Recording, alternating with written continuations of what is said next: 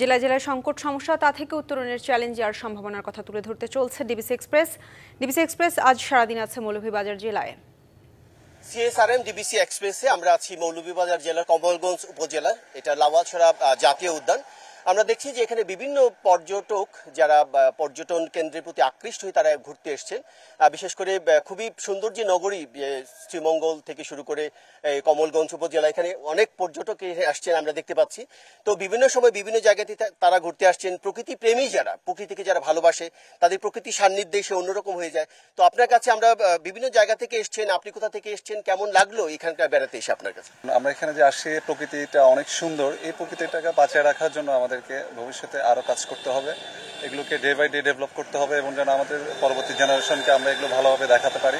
পর্যটন কেন্দ্র রয়েছে অনেক, পুলিশের পাহাড়ও আছে, কিন্তু তারপরেও একটা নিরাপত্তাহীনতার ভোগার কথা আমরা শুনছি। বিশেষ করে যেহেতু আঁকাবাঁকা পথ, রাতের বেলা হয়। তো আপনারা পরিবার নিয়ে এসছেন, কোনো শঙ্কা ভোগ করছেন বা কি মনে করছেন আপনি?